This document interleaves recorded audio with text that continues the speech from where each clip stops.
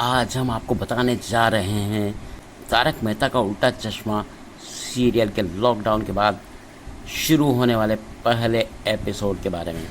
तारक मेहता के दर्शकों के लिए अब इंतज़ार खत्म हुआ। एक बार फिर दोस्तों आपको हंसाने आ रही है तारक मेहता का उल्टा चश्मा की टीम, जो कि सब टीवी का सबसे पॉपुलर शो है। उसकी शूटिंग एक बहुत लंबे ब्रेक के बाद, यानी लगभग 4 महीने के लॉकडाउन के बाद फिर से शुरू हो गई है और इसका पहला एपिसोड टीवी पर आ चुका है। 22 जुलाई 2020 को इस एपिसोड की शुरुआत होती है शो के डायरेक्टर आसित मोदी जी के आगमन से, जो कि गोकुलधाम सोसाइटी के गेट पर लगे हंसी खुशी के ताले को खोलते हैं। सोसाइटी को एक पूरी दुल्हन की तरह सजाया गया है।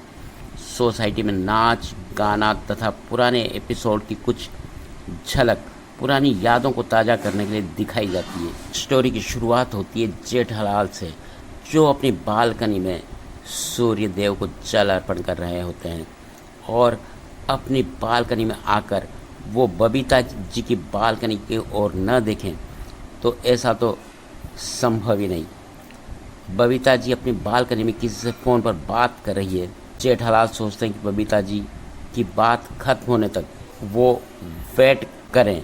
तब तक नीचे किसी आदमी से जेठालाल गप्पे लड़ाने लगते हैं। इतने बबीता जी फ़ोन पर बात करके जेठालाल को देखे बिना अंदर चली जाती है। जेठालाल मन ही मन उस आदमी को कोसते हैं, जिससे वो बात करने लग जाते हैं। दूसरे सीन में भिड़े नोटिस बोर्ड पर हर रोज़ की तरह सुविचार लिखते हैं। सुविचार जो भिड़े ने लिखा, पुलिस, वकील और डॉक्टर से जितना दूर रहो अच्छा है। इतने में डॉक्टर हातिम वहाँ आते हैं और इस सुविचार को पढ़कर आग बबूला हो जाते हैं। उस सुविचार को पढ़कर उन्हें गलतफहमी हो जाती है। वो उस सुविचार को अपने ऊपर अप्लाई करते हैं, क्योंकि वो भी एक डॉक्टर हैं, और गुस्से में बिना उसके मतलब को जाने सोसाइटी छोड़कर चले जाने की बात कहते हैं। वहाँ खड़े भिड़े और अब्दुल उन्हें समझाने की और रोकने की बहुत कोशिश करते हैं, लेकिन वो कुछ सुनना ही नहीं चाहते। तभी तारक मेहता, जो कि सोसाइटी के एक पढ़े लिखे और सबसे समझदार व्यक्ति माने जाते हैं, वहाँ आते हैं और सारा माजरा जानने के बाद वे बड़ी ही समझदारी से सही और स्पष्ट शब्दों में डॉक्टर हाथी को उस सुविचार का सही मतलब समझाते हैं। उनकी बात सुनकर डॉक्टर हाथी गलतफहमी के लिए अफसोस करते हैं और भिड़े से माफ़ी मांगते हैं। उसके बाद तारक मेहता उस सुविचार का पूरा मतलब उसके नीचे लिख देते हैं, ताकि पढ़ने वाले आदमी को कोई गलतफहमी न हो।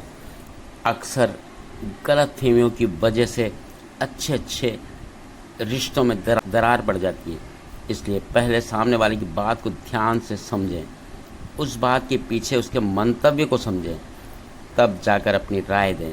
तीसरे सीन में जेठालाल दुकान जाने के लिए रेडी होते हैं।